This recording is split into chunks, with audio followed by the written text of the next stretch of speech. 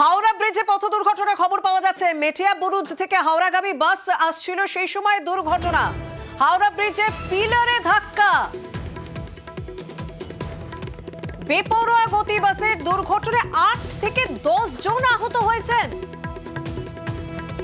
আমাদের সঙ্গে রয়েছেন প্রতিনিধি দেবাশিস। দেবাশিস, মানে এ তো মানে সাংঘাতিক ছবি দেখতে পাচ্ছি। মানে পিলার, মানে সাইডের যে গার্ড রয়েছে সেই গার্ড ভেঙে একেবারে বাসটা উঠে পড়েছে পিলারে গিয়ে, তারপর ধাক্কা। একেবারে যে ছবি উঠে আসছে তা কিন্তু পরিষ্কার বোঝা যাচ্ছে যে বাসের গতিটা কতটা ছিল। মূলত স্টিয়ারিং লক এবং ব্রেক ফেল হওয়াতেই দুর্ঘটনা বলে মনে করা হচ্ছে পুলিশের তরফ থেকে।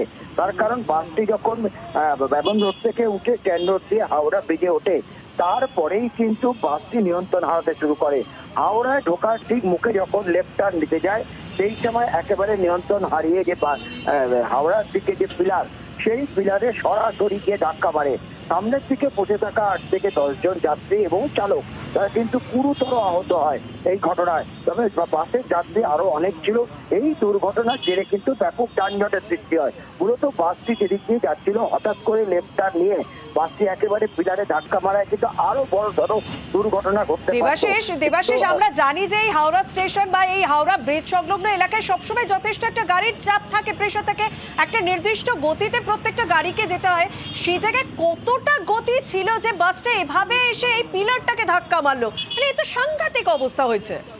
অবশ্যই দেখো, আমরা যে বাসে আহত যাত্রীরা ছিলেন, যারা আহত হয়েছেন, তারাই এই ঘটনার কিন্তু তারা বলছে তারা আতঙ্কিত।